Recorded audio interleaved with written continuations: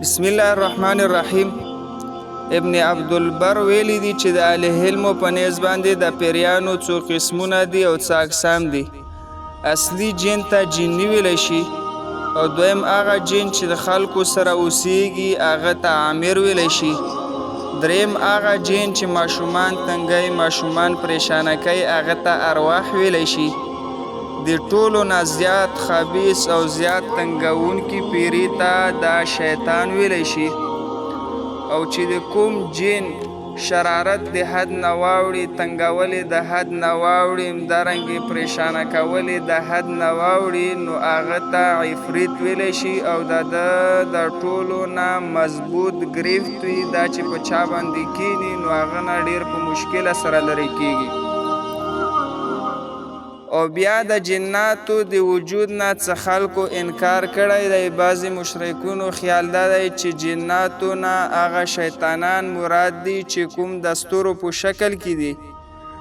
دویم فلاسفو کې یو جماعت دی، د هغو خیال دا دی چې جنات هغه بد عادتونه او بد طاقتونه دي او خبیث طاقتونه دي چې په انسان کې دننه موجود دي، هغه ته جنات ویلی شي. او هغه ښه عادتونه او ښه طاقتونه چې په انسان کې دننه موجود دي هغه ته فرشتې ویلی شي. او د متاخرینو کې یوه ډله ده چې جنات هغه جراثیم دي چې کم نوي جدید ساینس دریافت کړي دي، چې هغه وي چې جنات نشته بلکې دا یو قسم جراثیم دي او یو قسم ویروس دي.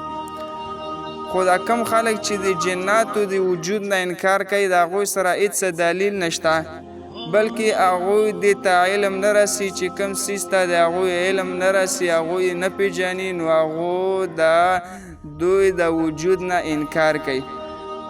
خو د حقیقت خبره دا ده چې د جناتو د فرشتو د انسانانو نه یوه جدا دنیا ده. دا څه جراثیم او ویروس نه دی، بلکې دا یو داسې مخلوق دی چې احساس لري، عقل لري، علم لري. همدارنګې د شریعت د طرفه لکه څرنګې انسان مکلف دی په اوامرو او نواهیو باندې، همدارنګې جنات هم په اوامرو په نواهیو باندې مکلف دي، په اطیع الله و اطیع الرسول باندې مکلف دي.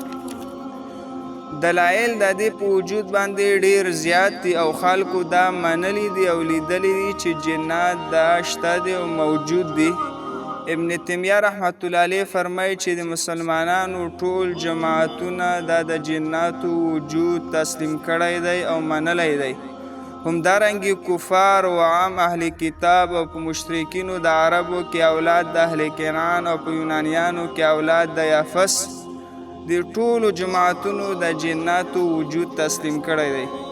او په قرآن او په حدیث کې د دې ډېر زیات دلایل دي.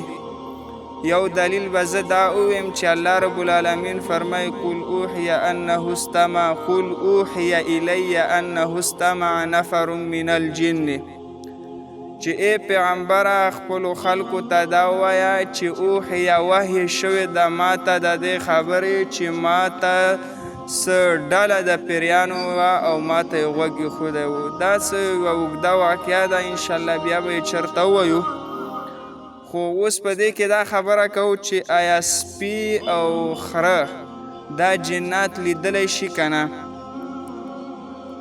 نو مسند احمد کې او ابو داود شریف کې د جابر رضی الله تعالی عنه یو روایت نقل شوی دی. که چېرته په شپه کې تاسو یو د خره یا د سپي آواز واورئ، نو بیا د الله تعالی په ذریعه سره د شیطان نه پناه وغواړئ، ځکه د خره او سپي هغه څیزونه ویني چې تاسو هغه نشئ لیدلی. یعنی بعضې جاندار څیزونه داسې دي، ساه لرونکي څیزونه داسې دي چې هغه هسې څیزونه ویني چې موږ یې نه وینو. او دا څه ناشنا او عجیبه خبره نه ده، بلکې دا ساینس خو نن سبا هر څوک مني، قرآن و حدیث دومره نه مني لکه څومره ساینس مني.